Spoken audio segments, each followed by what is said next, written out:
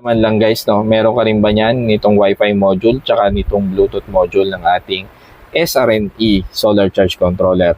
Kung meron, so napaka-importante alam mo yung advantage at disadvantage ng bawat isa. Jack Solar, share natin ito. Ano ang natutunan mo? Dagang kaalaman lang guys, no, meron ka rin ba niyan nitong Wi-Fi module tsaka nitong Bluetooth module ng ating SRNE Solar Charge Controller? Kung meron, so napaka-importante alam mo yung advantage at disadvantage ng bawat isa.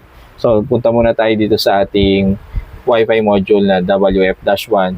So ang advantage niyan is monitor mo yung iyong harvest dito sa ating solar charge controller remotely. Ang ibig sabihin nun, kahit saan ka nandun, basta meron kang cellphone, may internet yung cellphone mo, and basta itong ating Wi-Fi module is nakakonect din sa iyong Wi-Fi router, ma-access mo yung ating charge controller.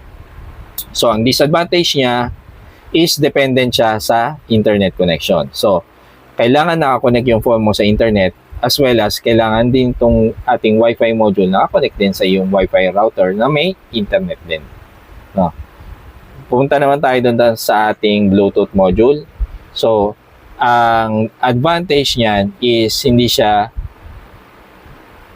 dependent sa internet connection, no? Ibig sabihin nun is basta may phone ka, may app ka, no, at malapit yung phone mo dun sa ating within the same area, no, within 10 meters yung phone mo dun sa ating Bluetooth module is ma-access mo yung iyong solar charge controller, no?